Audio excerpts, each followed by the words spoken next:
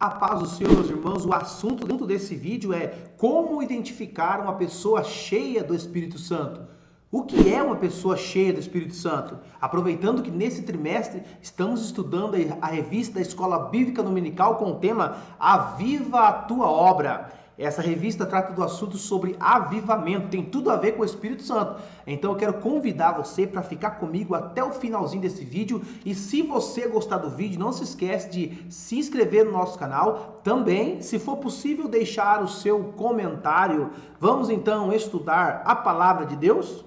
Por muito tempo no meio evangélico se dizia alguém cheio do Espírito Santo aquele que falava em línguas estranhas ou aquele que tinha dons expressíveis do Espírito Santo. Mas se você for estudar um pouquinho a palavra de Deus, veremos que quando Davi foi ungido rei sobre Israel, o Espírito do Senhor se apoderou do jovem Davi. A Bíblia diz também que vários homens foram cheios do Espírito Santo e eles não falavam em línguas estranhas.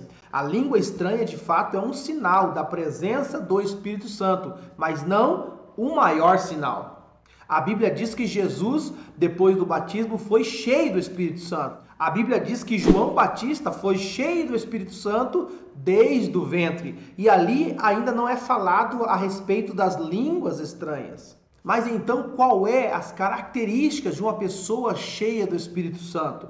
Paulo diz, não vos embriagueis com vinho onde há contenda, mas enchei-vos do Espírito. Mas então o que é uma pessoa cheia do Espírito Santo? É uma pessoa que é controlada pelo Espírito. Não quer dizer que uma vez cheio, você não precisa buscar mais. Ser cheio é a questão de todos os dias nós buscarmos a presença de Deus. Entendermos que somos controlados pelo Espírito. Mas aí temos que diferenciar daquelas pessoas que tiveram uma experiência com o Espírito Santo, ou seja, foram batizadas, falam em línguas estranhas, mas para elas o Espírito Santo é como um vento, é como um fogo, é como uma chuva que cai, que vem e vai embora. Essas pessoas desfrutaram de um momento com o Espírito Santo, ou desfrutam de um momento. Aí você pode dizer, mas como que a pessoa fulano de tal faz as coisas erradas? Pessoas que às vezes estão na igreja e às vezes praticando coisas que não agradam a Deus, mas quando chega em um determinado culto ali, sente a presença de Deus e até mesmo fala em línguas estranhas, porque essas pessoas de fato foram batizadas, mas isso não quer dizer que o Espírito Santo compactua com tudo que ele ou que ela faz. Agora, alguém cheio do Espírito Santo, existe uma maneira de você poder identificá-los. Diante da palavra que o apóstolo Paulo escreve aos Gálatas, capítulo de número 5, a partir do versículo de número 17, olha o que ele diz: porque a carne cobiça contra o Espírito, e o Espírito cobiça contra a carne, para que não façais o que vós quereis. Mas se vós estáis guiados pelo Espírito, não está mais debaixo da lei. Aqui ele faz um contraste entre obras da carne e fruto do Espírito.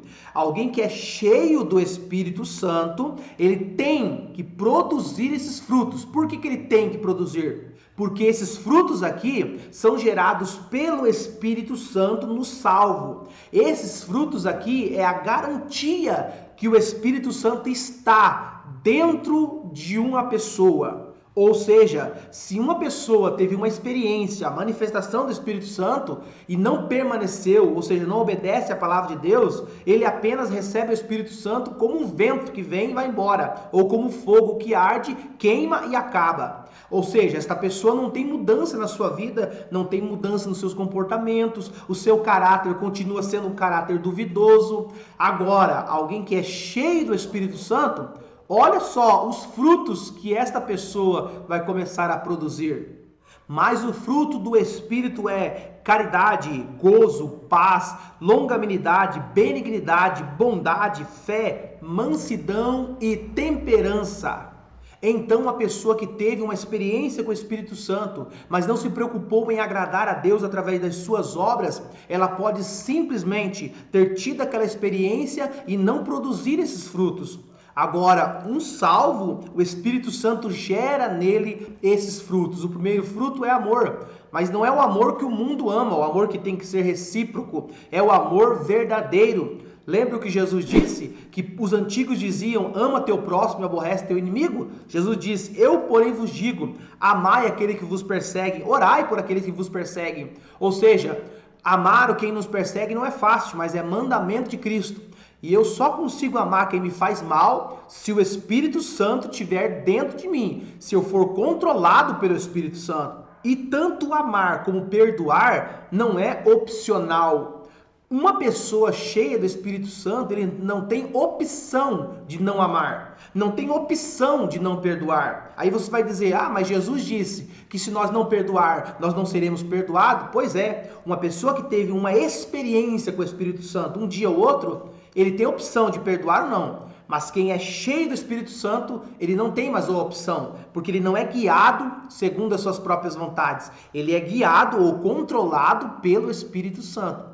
É por isso que você vê, por exemplo, quando Estevão ele foi apedrejado, a Bíblia diz que no momento da sua morte, ele olha e ele vê os céus abertos. Olha a agonia que Estevão passou na hora da sua morte, mas ele tem amor, ele tem paz, ele mesmo diz, Senhor, não impute a eles esse pecado. Ele tem paz mesmo na hora da sua morte. E um dos frutos do Espírito é o que? Paz. Esta paz que o Espírito Santo gera em nós não é a paz exterior ou ausência de problemas, ausência de dificuldade.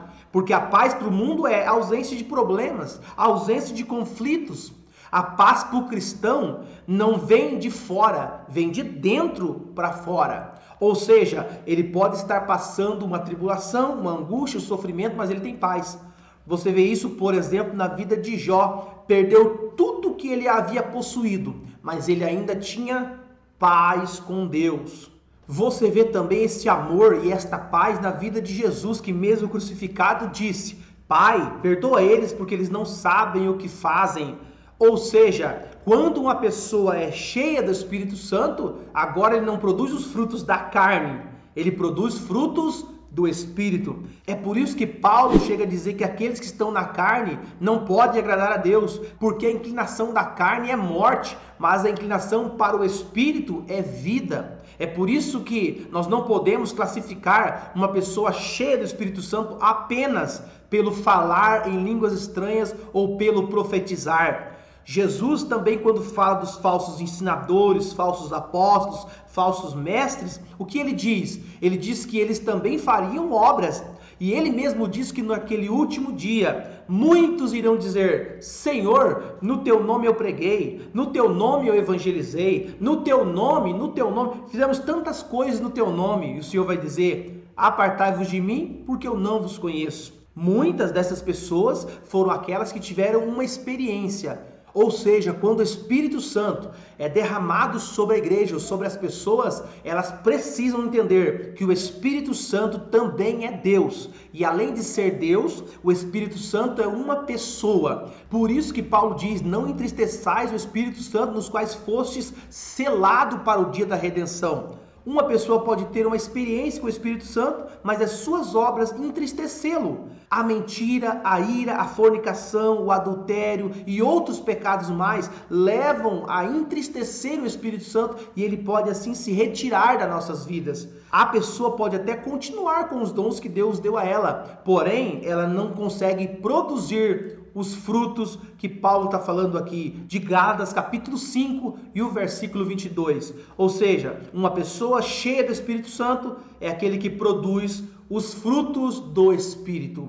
Por isso que hoje há uma grande necessidade de nós sermos cheios do Espírito Santo. Por isso que hoje você vê muitos crentes que estão envergonhando o Evangelho de Cristo. Por isso que você vê hoje os escândalos se aumentando dia após dia. São pessoas que levam o nome de crente ou de cristão, mas na verdade não são. Porque o que nos mostra ser cheio do Espírito Santo não é os dons, e sim os frutos do Espírito. Eu espero que esse vídeo tenha te abençoado, e se te abençoou, não esquece de deixar o seu comentário também, se inscrever no nosso canal. E que Deus em Cristo Jesus te abençoe, e até então o próximo vídeo.